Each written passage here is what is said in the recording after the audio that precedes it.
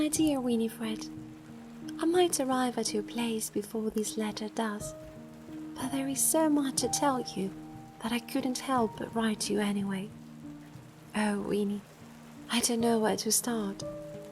I wish you could have been at the farm festival with me to hear all that Robin Johnson told me about my grandmother and the order, and to see how handsome he is. We were right.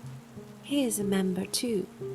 Can't you believe Granny Rose told him about her plans to leave me the house long ago? She also told him she had sent you your grandmother's belongings. He trusted me with a lot of information and referred to both you and me as members as well. Of course, that is what we always wanted, but I am still a bit shocked.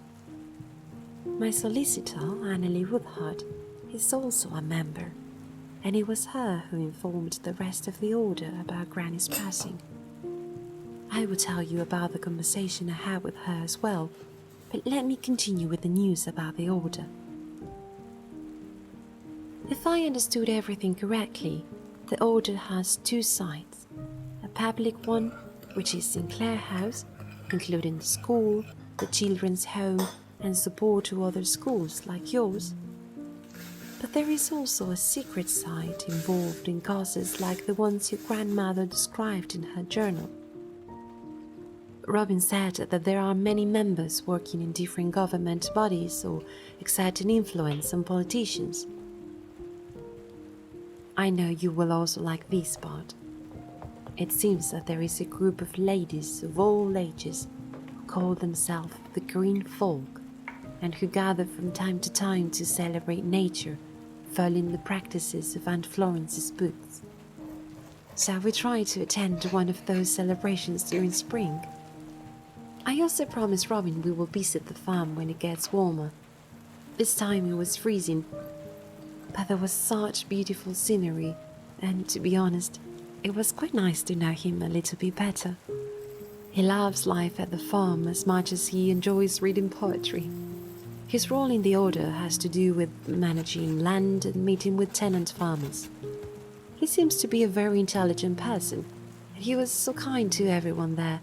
Everyone seemed to like him very much. Last week I also met with Annalie Woodhart to discuss the issue of the furniture in my family. I will tell you about it in person, but she also invited us to visit Aunt Florence's house, Sinclair House. She gave me the full address and said that we just need to get there and ask for Professor Graham. This all feels like a dream to me, Winnie. It makes me sad not being able to share it with Granny. But as she once told me, never cry for me. I had a wonderful life. The best way to remember me is to be kind, fair, and happy. So I guess that's what I will try to do. I can't wait to talk with you about it all in a few days.